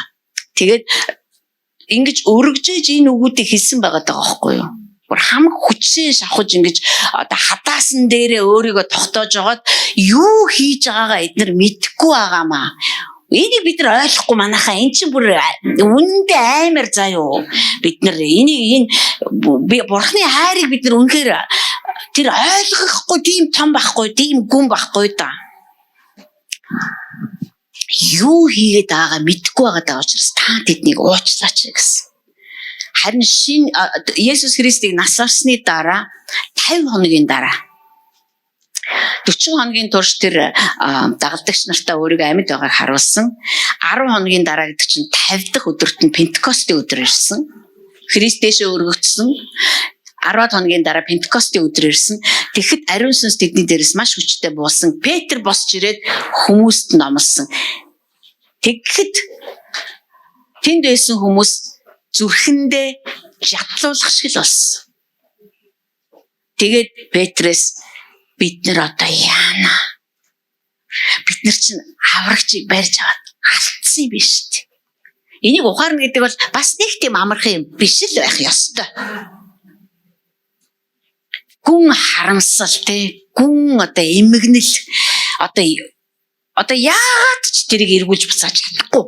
Болвол одоо те хугацааг яаж чадахгүй байна. Одоо тэгвэл бид нар яах вэ? Тэгэхээр энд нэгүсэл явагдаж байгаа байхгүй. Тэр хүмүүс одоо бид нар яах вэ? Тэгэхээр тэд нар юу хийснээ мэдсэн гэсэн үг. Есүс Христийн залбир. Тийм учраас Еврей номдэр хэлж шээ. Тэр нулимстайгаар зовлон өвдөл шаналл дотроо эцэг рүүгээ гуйн залбирсан учраас эцэг түүний итгэл үнэмшил бишрэл өөрийг нь хүндэлж байгаа хүндлэлийг сонсоод Бурхан хариулсан юм а. Хариулт нь Пентекостийн өдөр ирж байгаа байхгүй юу? Изекиэлийн ярьжсанаас өөр хариулт ирж байгаа гэсэн үг. Бурхны шүүлтийн дор хаяж хоёр замаар явагдаад байна шүү дээ. Нэг нь болохоор зэрэг одоо хэрвээ хуучин гэрээ гэж харах юм бол гин нүгэл гэж юу байдгийг бид нар гашуунаар мэдэх нь байна. Дээрэс нь Бурхан гэж хин бэ гэдгийг тийм зовлон үзэж өрүүлэн үзэж үсэн зулгаач алингаалдаж нутаг урсаасаа хөөгдөж дайны хөлд нэрэгдэж араатан амтнд идүүлж тэр байтугай ихэн хүртэл хүүхдээ идэх тийм бүсэлтэнд оршиж сая нэг юм ёо та Бурхан юм биш үү гэж мэдх юм байна. Харин Есүс Христ хурж ирээд түүний загалмай ажлын улмаас нэгүсэл ба үнэн бялхаж байгаа учраас энд дэсэн хүмүүс Юда шиг өөрийгөө дүүжлээгүй. Одоо тэгээд бид нар яах вэ? Өөрөөр хэлбэл тэд нар юу хийснээ ухаарсан гэсэн үг. Бид нар би бол энийг үнэхээр миний залбирлын зэвсэг гэж би боддог. Юу хийхээ мэдэхгүй байна нэрээ. Нэрээ л тийш тийм биз дээ. Юу ярьж байгаагаа мэдэхгүй байна. Юу хийж байгаагаа мэдэхгүй байна. Та үнэхээр зүрхэнд нь хүрээч. Юу хийж байгаагаа та мэдүүлээч. Нэгүсэл ба үнний бурхан тэр хүмүүсийн нүдийг нээхгүй гэж юу? Эсвэл бидний нүдийг нээхгүй гэж юу? Сүм дотор ч гэсэндээ нүд нь нээгдэх ёстой юм. Сүндөө байгаад байгаа үсттэй. Үнэн ба нэгүсэл хүрээсээ энэ хүмүүст. Гэмээр хүмүүс сүндөө байгаа штэ. Тийм биз дээ. Юу хийгээд байгаагаа, юу яриад байгаагаа ч мэдэхгүй. Тийм хүмүүс байгаа шүү дээ. Зүгээр л хувь хүнтэй хэрэлдээл муудалцаад байгаа юм шиг боловч цаана ерөөсө цаатахыг нь олж харддаггүй. Зүгээр ингээд яг минь харагдаж байгаа орчингийн л хараад идэг тэрнтэй тэгээд дургу өрөөд бистэ тэгж лээ. Шаа зүй өрөөнийх нь тийг хараад ирсэн бистэ. Тэгээд сүмээсээ явцсан. Юу яриад байгаа юм те? Юугаан чалчаад байгаа юм? Мэдхгүй байгаа байхгүй юу? Гэтэл бид нар чинь мэддэг үнэн ба нэгүслийн 90 үед амьдарч штэ. Ариун сүнс та хүрээч. Бидэнд энэ мэд тахилчлалын хэлүүд өгөгдөх ёстой байхгүй юу? Өгөгдсөн байна бидэнд.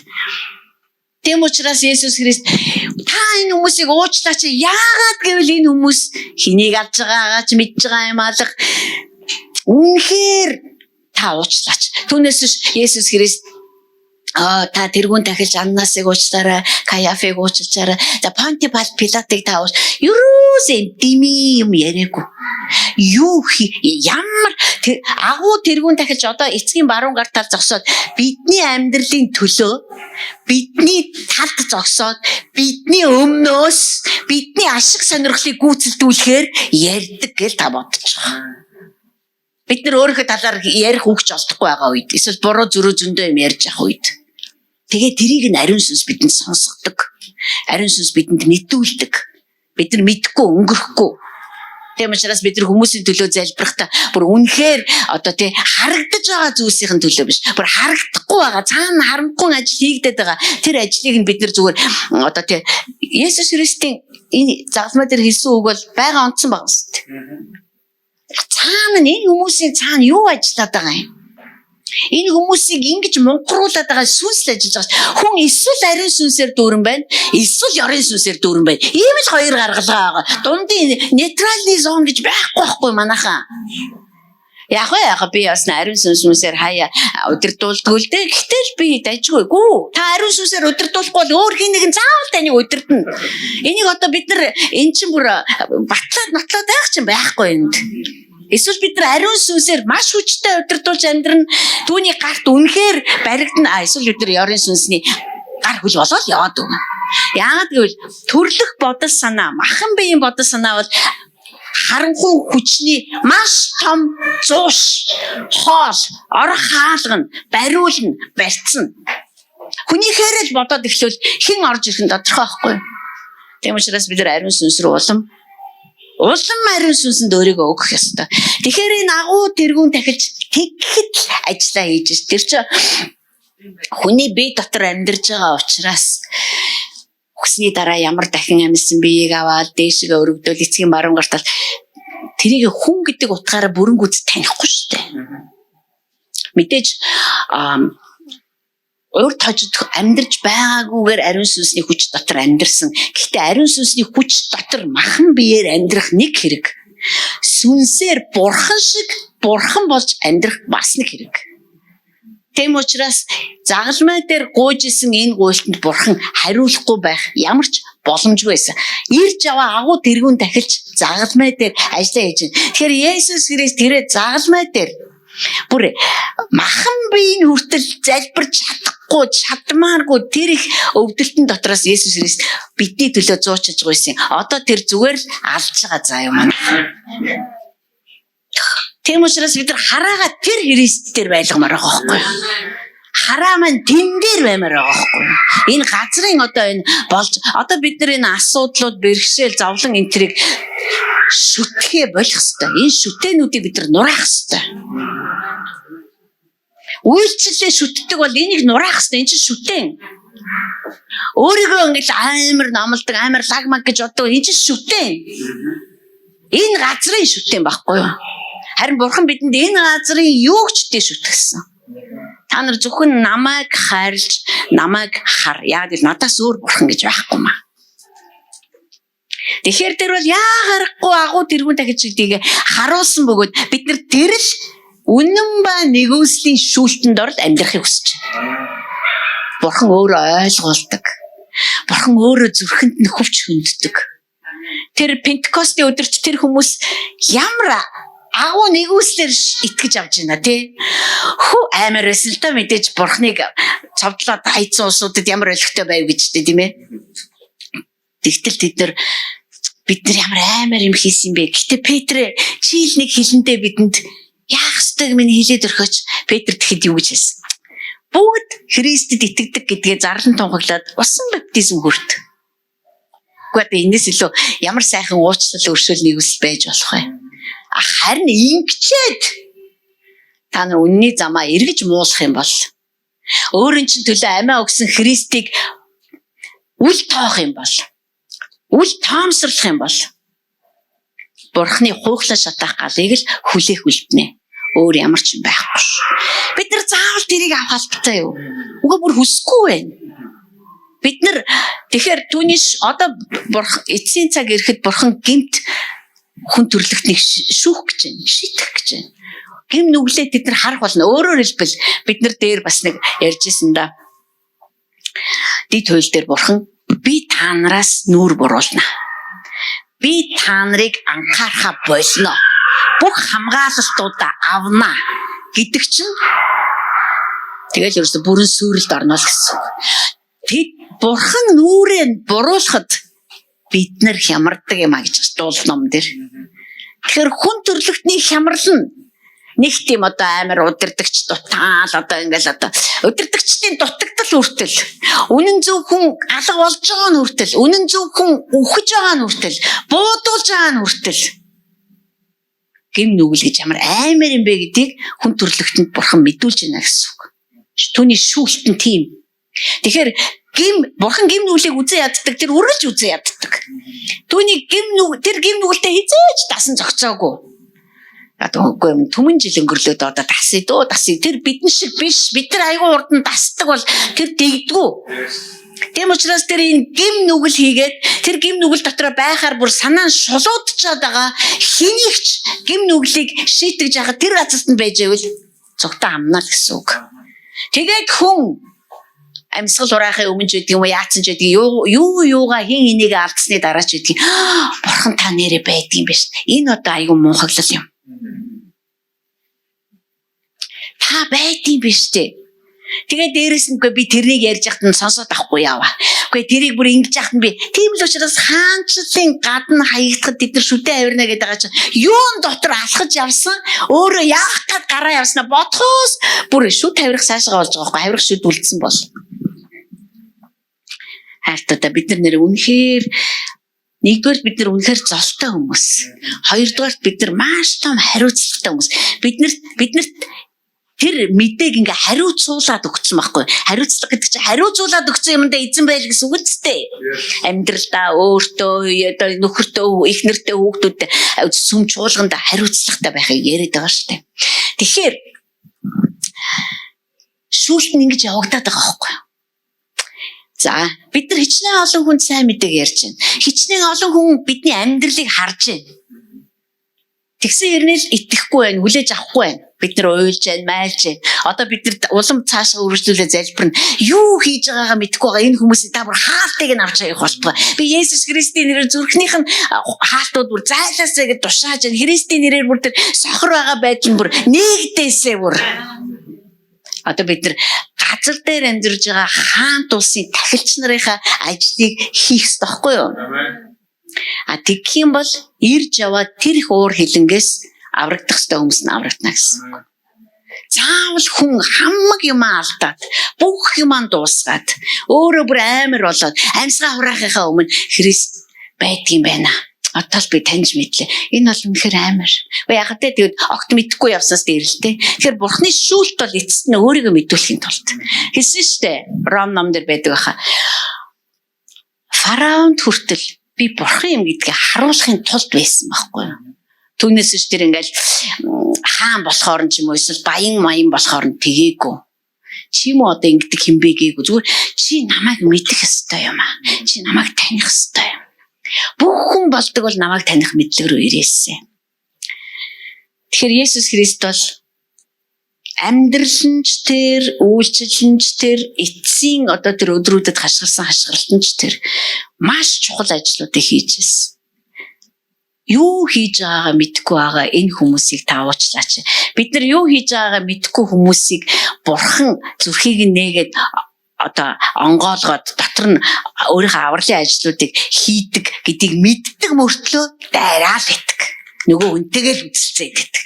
Вэ чи яста тэгчмээр байгаа. Чи ядаж сүмд яваач. Ядаж гэдэг нь бүр одоо сүм бол бүр очиж болох хамгийн адагт нь байдаг одоо тий 10 газрынх нь 10 дахьт нь бичээс юм аа хайш бүр аргаан бараад бүр одоо болохон байхаараа зэрэг нөгөө ямар чавганц руу очоорой гэдэг шиг бид нар тэгж ярьдаг аахгүй юу?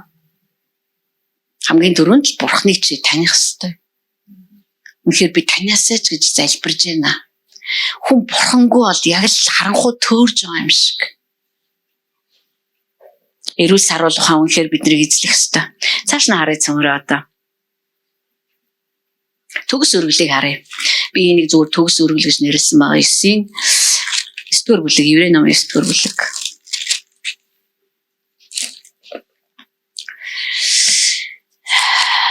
Есүс Христ бол үнэхээр төгс өргөл.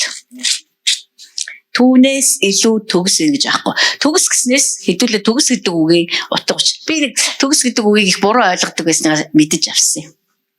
Бараг сайхан шүү дээ. Бид нар төгс гэхээр тэгэл өөсөвгүй ямар ч алдаа дутагдлоо те.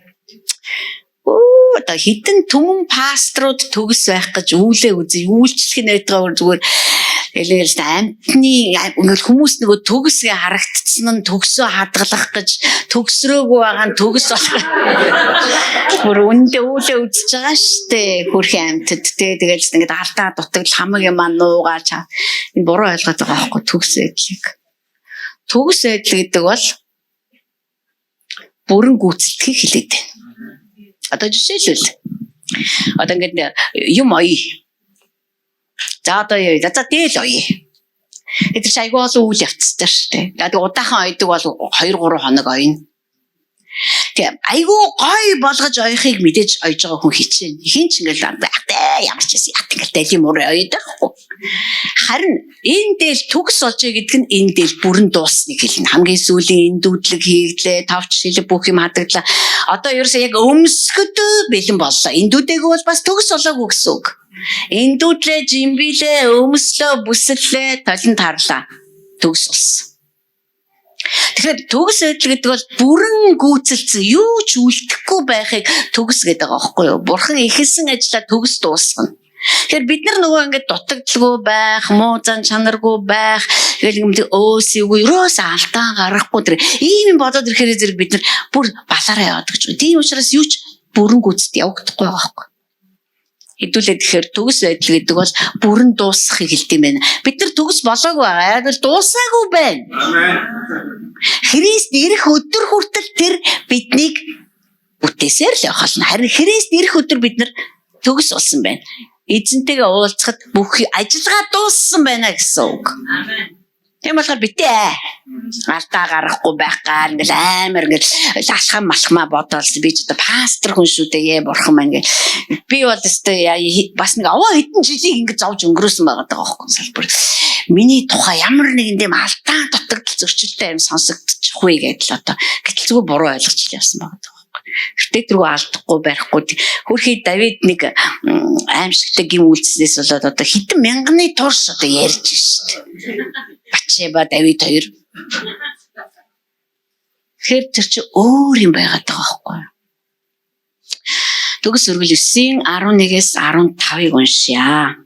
Харин Христ ирэх сайн юмсын тэргүүн дахилж болж үзэгдэхдээ тэрээр илүү агуу бөгөөд илүү төгс асраар нэвтэрв. Энэ асар гараар хийгдээгүй. Өөрөөр хэлбэл энэ хүү бүтээл их биш, газар их биш гэсэн үг шүү манайхаа. Тэр Есүс Христ ямаа болоод тугалын цусаар биш, харин мөнхийн төлөөсийг бүрэн төлж чадсан өөрийнхөө цусыг бариад ариун газарт буюу Бурхны өөрийнх нь оршихуйд Тэнгэр лүү бүгдийн төлөө ганцхан удаа л орсон юм аа. Учир нь махан биеийг цэвэршүүлэхийн тулд бузардсан хүмүүсийн дээр ямаа болоод бухын цус охин бярууны үнсийг цацаж ариусгадаг юм бол тэгэх тусмаа мөнх сүнсээр гингүй өөрийгөө Бурханд өргөсөн Христийн цус нь бидний мэс чанарыг өгсөн үйлсээс сэвэрлэн амьд Бурханд үйлчлүүлнэ шүү дээ. Газар дээрээс бүх зүйл газрынх л байсан. Газартай л холбоотой байсан. Хүний амьдрал одоо хүний орчинтой холбоотой байсан гэсэн харагдаж үзэгдэж байгаа бүхэл дээр орчинтой нь холбоотой байсан. Харин Христийн өргөл өөрийгөө өргөсөн өргөл нь тэс өөр байсан. Бид нар энийг бас боддог байх хэрэгтэй. Есүс Христ. Би өнөөдөр надад үнэхээр таалагдчихэв. Тамира би юу бодохоо сонгоод ордгоо гэж шүү. Бид нар юу бодохоо сонгож чадсан шүү дээ. Мэдхгүй л ингээд бодогдоо л эдэж тэгэл та бүр толгоогооч захирч чадахгүй байна гэсэн үг. Энэ толгой таних биш болц одоо хэн захирах юм бөө мэдээж диавол захирах байх л та. Бурхан захирахтаа хүртэл намайг чи захираач гэдэг байхгүй энэ толгоогоо. Тэгэхээр энэ бидний боддог бодол байх хэвээр. Тэр вэ штэ ганцхан удаа өргөл өргөс. Ганцхан удаа. Гэтэл Еврей номын хэдгээр бүлэг дээр байлаа. 7 дугаар бүлэг дээр хийж байгаа. Үе түмэн тахилч нар амьдрах хэрэгтэй байсан. 70 хүрээд үхэн, 80 хүрээд үхэн, 90 хүрээд үхэн тахилч. Үхлээ дараагийн тахилч гарч ирнэ. Хичнээн түмэн тахилч нар солигдсон заа юу. Хичнээн түмэн амьтны цус өргөн тэнд. Тэгээ Еврей номын зохиолч бүр ингэж хэлсэн байгаа штэ. Англи библиэр бол маш гоё бичсэн байлаа. Ингэж ариусгагдсанараа хүн ариусгагддагсан бол тэр их цусны улмаас ариусгагдсан бол тэр олон мянган жилийн давтамжтайгаар хийгдсэн тэр их гин нүглийн төлөөс болох амьтны цусаар хүн ариусгагдсан бол ядаж мэс шанар нь жоохон зэвэршнэ дээ. Ядаж хүн жоохон өнгөрнөө дөө. Тэр их одоо нүглийн дахил өрөвж шít. Гэтэл ерөөсөө тийгээгүй. Харин ч эсвэргээрээ амьтан өргөж цус урсгах тоолонд би ямар нүгэлтэй хүн бэ? Би энэс хизээж ангижрахгүй байна гэсэн тэр юр бусын дарамт орж ирж ирсэн байгаа байхгүй юу? Хичнээн дахил өргөөж нэмэр ахгүй. Тийм учраас бурхантай ойр байсан иш үзүүлэгч нар Самуэлээс авахлаа. Өө бурхан та бүр тахилаас илүү хүсэж байгаа юм байна. Тийм байлгүй дээ. Би бүр энэ тахил өстэй ямар гэцүү мянган тахил хүмүүсийн төлөө өргөөд чи би нүгэлтэй хэвээрээ тэр хүмүүс ч хэвээрээ бид нар ерөөсөө сайжрахгүй байна. Бид нар харин уламж гим нүглийн одоо дурсамжин дотор амьдарч байна. Өнгөрсөн жил би энийхээ төлөө хург өргөж үлээ. Хэвээрээ дахиад энэ нүглийнхаа төлөө дахиад нэг хург өргөе. Ерөөсөө ямар ч нэмэр ахгүй. Байнгын чи гим нүгэлтэй. Ямар ч цус энийг угаа харахгүй. Хэрвээ тэгэж их өргөөд, тэгэж их цус урсгаад өчүүхэн ч гэсэн хөнгөрдөгсөн бол бид нар чи ядаж нэг нүглээ хийхэ болно доо гэсэн утгатай нэг Еврей номын зохиолч бичсэн байгаа байхгүй. Харин та боддоо Христ ганцхан удаа.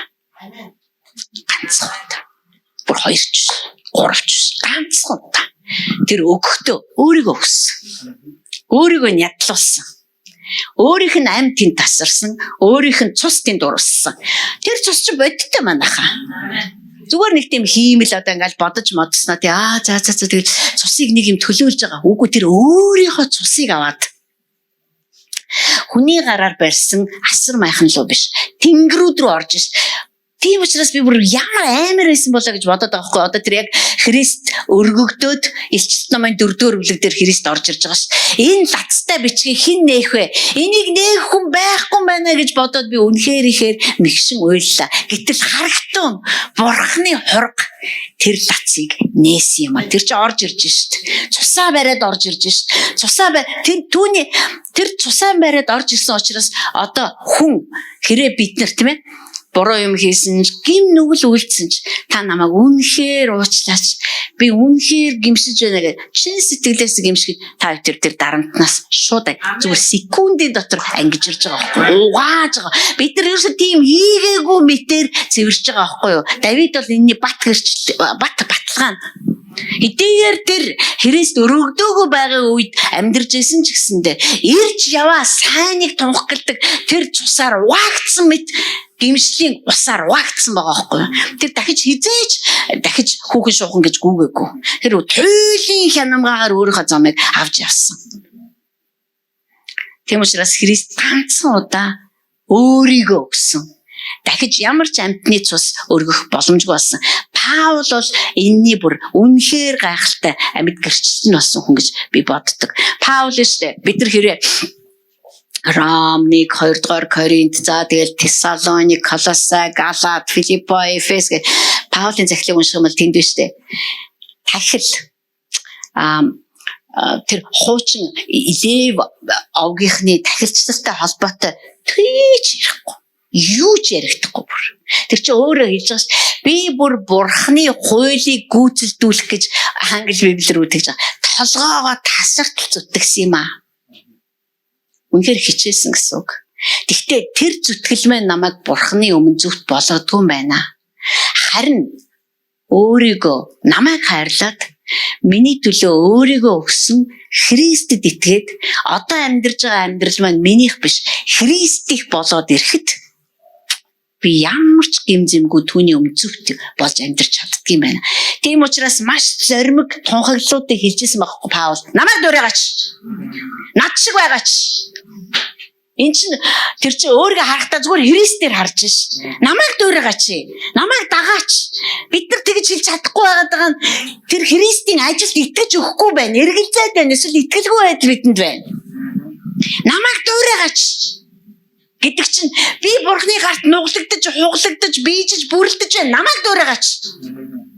Тэр миний дотор ажилтдаг гэдэг би итгэж намайг дуурайгаач. Амар зоригтой. Ганцхан удаа өөрийгөө өргөхдөө Абелийн цуснаас илүү ярьдаг. Тэр цусаа бариад орсон. Зөвхт байдал. Хараа тэр цус Абель хүний цус ер нь тийм долгион цацруулдаг гинэ. Долгион ялгаруулдаг гинэ хүний цус боддоор. Одоо амтныхаа яа гэмэдгүй. Хүний цус газар асгарахаар тийм долгион ялгаруулдаг. Өөрөөр хэлэх юм бол одоо шудраг бусаар үгсэн те эсвэл одоо хүнд алуулсан ч гэдэг мэдгүй байна. Бид төсөөлж байгаа байхгүй. Тэр хүмүүсийн тэр ялгарж байгаа долгион тийм гашуун байх нь л те одоо те би ингэж өгөх ёсгүй байсан гэдэг ч юм уу яадаг ч ямар ч гэсэн тийм гашуун байгаад байгаа байхгүй.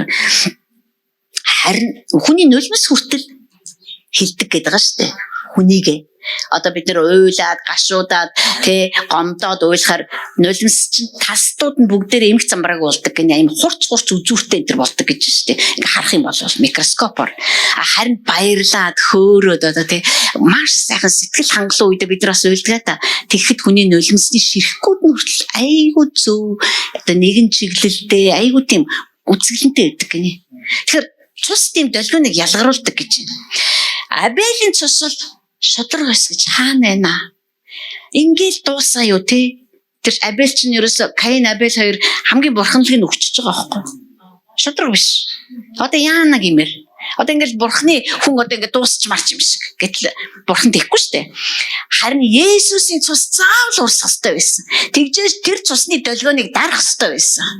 Одоо Есүс та түүний цус нь одоо зөвхөн Есүс Христ агуу дэргүүн дахилж ороо зогсохгүй тэр цус чинь өөрөө зөвхөн мөнхийн усал тэр цусыг таньдгүй, бусад харанхуй ертөнц таньдаг, бусад харанхуй ертөнц тэр цусыг мэддэггүй гэж та ерөөсөө битгий бод. Хамгийн хайдаг, ухаан алдаж, унж тусдаг, зогсчих чаддаггүй, салгалдаг, жичирдэг, савж унтлаа айдаг юм чи тэр Христийн цус нь байгаа байхгүй юу? Тэр цус намайг таныг өмөрж ярьдаг. Энд чинь зөвхт энэ чинь надад итгэдэг. Энэ чинь минийх. Чи дайраад үзээрэй чи чадахгүй. Энэ чинь минийх. Занал хийлдэг, айлгадаг, сүрдүүлдэг. Хол байлгадаг. Та тэр нэг мундагтаа бидэн лөө аюул ойртохгүй байгаа юм биш.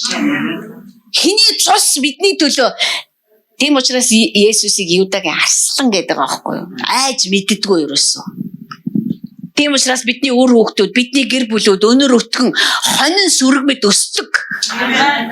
Бидэнд өвчин дайрдаггүй. Бид нар цаг бусаар үхэдгүй. Бид нар ямар ч гар цохирлгүй амьдэрдэг. Бид нар энэ нэгүслийг л зүгээр гарахаа салаагаар урсгамааргүй байна. Ганцхан би ингээ амьдарч ивэл болоо гимээргүй байна. Яг хажуу талд хүмүүс зовж байна. Бидний ахан дүүсүү зовж байна. Цаг бусаар үхэж байна. Утгагүй үхлээр хичнээн хүн үхэж байна залуугаараа. Харин тэр цус бидний өмнөөс бүр одоо арслан шиг архираад ярьдаг огч ойртоод үзээрэй заяа. Огч шүү. Мэдхгүй яа сүртэлтэй мэдхгүй гэж бодглоор миний бүр багтав хандаг аахгүй. Бид нар өөрийнхөө хурганд хүндлэл үзүүлэхээс өөр арга байхгүй. Бид нар хэрвээ ийм байж, ийм амар бурхантай байж бид нар эргэлзэж, тэнгэлзэж, санаа зовсоороод зүрхний өвчтөй болоод үхэх юм бол энэ бол өстой үнэхээр одоо юу гэж хэлэх вэ? Хэлэх үг болтохгүй. Тийм учраас цөмөрөө альва санаа зовнилуудыг бүр үнэхээр амьдралаас үлдэн хөөе. Бид нар өөр хүүхдүүдийнхаа төлөө санаа зовхгүй амьдрий. Намайг аварч чадсан бурхан бидний хүүхдүүдийг, бид тэдний хүүхдүүдийг мянган үеэр нь тэр үнэхээр авч явж чадна. Тэнд зориг төлөвлөгөө байна бурханд. Надаас цааш нь дамжуулах өв гэж байдгийн бол хинд өгөх вэ гэдгээ тэр мэдчихэв. Тэр ингэж эрт үеэсээ эхлээд үндэстнүүдийн амьдралд амьдарч эхэлсэн бурхан муу юм аа. Тэгж л ажилдаг штэ бидний бурхан. Үнэхээр цог жавхлантай тэр цус ганцхан удаач та боддоо зүгээр сав гэж арчсан байхгүй. Тийм учраас бид нар гимшээл ойлгоход та дараад нь яадаг вүлээ. Зүгээр ачаанаасаа салцсан тий. Үгүй ямар гоё. Энэ чи хиний гавьяа юм бэ? Христих шүү дээ. Тэгвэл би нэг амар тийм эхээс төрхтөл гимшимтгий байсан даа жогт биш. Хүний гимшил намайг арга мухардуулаад өөрийгөө боож алахад хүргэдэг бол бурхны гимшил намайг угааж цэвэрлээд Христийн цуснд итгэж найдахад хүргэдэм аа. Одоо би яах вэ? Би буруу юм хийчих ааваа би одоо яах вэ? Зүрх минь өвдөж байна. Би таны эсрэг нүгэл үлдчихлээ. Одоо би яах вэ гэхтэл цус зүгээр өргөж аваад угаагаад цэвэрлээд ямар ч харамсах гашуудах зүйлгүй болоод дараагийн алхам руу маань биднийг дагуулаар хөтэлдэг. Ямар хүч байна тэнд? Амьтны цус тэгж чадахгүй. Тэгсэн хэрнээс бурхан амьтны цус урсгахад уучлж ирсэн шүү дээ тэрийг. Өөрөө тэр загварчиж үтээсэн юм чинь. Чи гим үлдэх юм бол энэ амьтан өрг. Тэгээд энэ амьтныг шатаа. Тэгээд цусыг нь тавлын ширээгээр арч. Тэгээд би уучлаа чамайг. Тэгээд нөгөө өргөж байгаа тэргүүн тахилч нь хүртэл өөрийнхөө гим нүглийг бас цогт нь уучлуулна. Намайг ч гэсэн уучлаач би ч бас гим үлдсэн. Энэ одоо ямар их дарамттай манайхаа. Гэхдээ бурхан Христ ирэх хүртэл тэднийг яг энэ зам дээр яг ингэж хаших ёстой байсан байхгүй юу? Христийг тэд нар тэгсэн ядуу хүлээх ёстой байсан. Ёо энэ бүх урд нь дуусаас хурдан Христ ирээсээ төгсрөх юмсан. Тэгээ Христ хурж ирсэн, өргөсөн түүний цус нь зүгээр ингээд дахлын ширээн дээр түүний цусыг дахлын ширээн дээр цацах байтугай Иерусалимийн гадна гаргаж байгаа алайцсан шүү дээ. Тэгсэн ч гэсэн тэр үнэхээр төгс ажиллаа хийсэн байгаа. Тийм учраас манайхаа бидний амьдралд тэртээдэргүй энэ дэлхий дээр амьдарч байна. Бид нар тэртээдэргүй эссэн шидээс шуурах хитэн баалын хүчтэй яасан юмнууд бидний амьдрал тохиолдно. Гэхдээ цус биднийг амар хамгаалдаг. Би дөнгөж итгэж байхдаа цус намайг хамгаалдаг гэдгээс өөрөө ч мэддэггүй байсан. Гэтэл тэр цус ярьдаг. Бидний эрх ашигыг хамгаалдаг. Бидний төлөө ярьдаг. Ямар их зол вэ? Би ч одоо өөрийнхөө төлөө зүг дуурч чадахгүй байхад чинь те буруудгал дотроо бүр хилам мэдрээд ингээ юм ярьж чадахгүй байхад тэр цус намайг өмөрөө ярьж зүүгээ ярьж энэ бол миний зөвтгсөн. Би зөвтгсөн. Чи юу гэх юм бэ? Чи юу хийж чадах юм? Дугаа тат. Тийм учраас харанхуй хамгийн их айдаг. Аава бид нар яг одоо үндэстэй таны гарт өргөж байна. Үнэхээр ахан дүүсээ бид нар таны гарт өргөж байна. Бидний аврагдаагүй байгаа эсвэл аврагдсан мөртлөө замаасаа төөрсөн байгаа бүхий л ахан дүүсээ өргөж байна танд. Гэхдээ юу хийж байгаагаа мэдгүй хүнд та юу хийж байгааг нь мэдүүлэх болтугай. Ухааруулах болтугай. Та бурхан гэдгээ үзүүлэх болтугай аава. Та итгэлийн өндөр жишгийг өгөх болтугай аава. Тэгээ Христийн цус ярьдаг юм аа. Христийн цус бидний төлөө ярьдаг, бидний талд зогсдог, биднийг дайснаас хамгаалдаг, бас дайсныг сүрдүүлдэг. Тийм л хүч чадтай Христ нэг л удаа өөрийнхөө амийг өгсөн бөгөөд нэг л удаа түүний цус гайхалтай ажлуудаа хийсэн. Одоо хүртэл тэр цус цоош нэрээ ажиллаж байна. Үнэхээр энэ үндэстэн дотор энэ жинхэнэ мэдлэг орж ирэх болтугай. Бид нар тэр мэдлэгийг тээгчд, бид нар тэр мэдлэгийг зарлагчд нь бид нар амаа хамгиж ерөөсө болохгүй юм аа. Биднэрт итгэмжилж өгсөн, бидэнд найдаж өгсөн, бидэнд хариуцуулж өгсөн энэ мэдийн үнний мэдлэгийг бид нар цааш нь түгээх учиртай. Хүмүүс эдрээс хурж ирээд чи яагаад аюулгүй амьдэрдэг юм бэ? Чи яагаад ийм их амар тайван байдгийг? Чи яагаад ийм одоо байнгын баяр хөөртэй байдгийг бэ гэхэд бид нар хэн намайг ийм болгосон? Хэн намайг ийм байлгадгийг? Хэн ингэж ялуулдгийг? Ялмааргүй нөхцөлд хүртэл яагаад ялуулдгийг? Юу ч чадахгүй байхад яагаад чадуулаад байдгийг? Яагаад чадваржуулаад байдгийг? Тэр л нэгэн болох Есүс Христ агуу тэргүүн дахилч түүнийг би ярих учиртай юм аа. Хайртайва. Үнэхээр бид нар танд дахиад талархаж байна. Бид нар танд талархал өргөхийн тулд аврагдсан хүмүүс юм аа. Бидний замууд тэр чигтээ талархал магтаалаар дүүрэн байх болтугай. Тандан талархаж байна. Танийгаа магтаж байна. Ямар ч үед та магтаал зохистой хэвээрээ. Ямар ч үед та алдартай хэвээрээ. Ямар ч бүр эргэн тойронд бүх бузар бохир зүйлсүүд оволцож байсан ч та ариун хэвээрээ. Хинч таны ариун байдлыг бохирдуулж чадахгүй. Бохирдуулах үйц тийм гим нүгэлж гэж байдгүй. Хайртайва. Таны өмнө мөргөж байна, танд сүгдэж байна, таныг биширж байна. Та бол үнэхээр зүйрлэшгүй юм. Та бол цорын ганц юм. Бидний эзэн Есүс Христ та үнэхээр гайхалтай юм. Үнэхээр хотын сүм Монгол улсад байгаа Христээр дуудагдсан, Бурхнаар дуудагдсан, Бурхнаар баригдсан сүм чуулгануудад үнэхээр харах загвар нь болж гарч ирж байгаа учраас танд талархаж байна. Та биднийг тэр байр суурин дээр авчирсан. Итгэмжтэйгээр дагуулсаар байгаад та гаргаж ирсэн юм аава. Та бол энэ миний хайрлсан хүүхдүүд, энэ миний зөвтгсөн хүмүүс гэж та хэлсэн юм аава. Танд талархаж байна. Энэ үндэстний сүм чуулганууд босхгүй хайцгаа юм бэ. Христийн ажлын улмаас босхгүй хайцгаа. Хөл дээрээ зогсохгүй хайцгаа. Зогсоод эцэгтэйгээ эзэнтэйгээ алхахгүй хайцгаа юм бэ. Учир нь бидний бурхан хүч чадлынхаа оргил дээр байдаг бурхан. Түүний хүч хизээч солиддаггүй. Тэр хизээч ядардаггүй. Тэр хизээч цөхөрдөггүй. Түүний хөл нь гуйдагчгүй. Тэм учраас үнэхээр бид нар итгэл найдвараар дүүрэн байна. Танда талархаж байна. Тэгээд би эзэн Есүс Христийн нэрээр ярьж байна. Амен. Амен.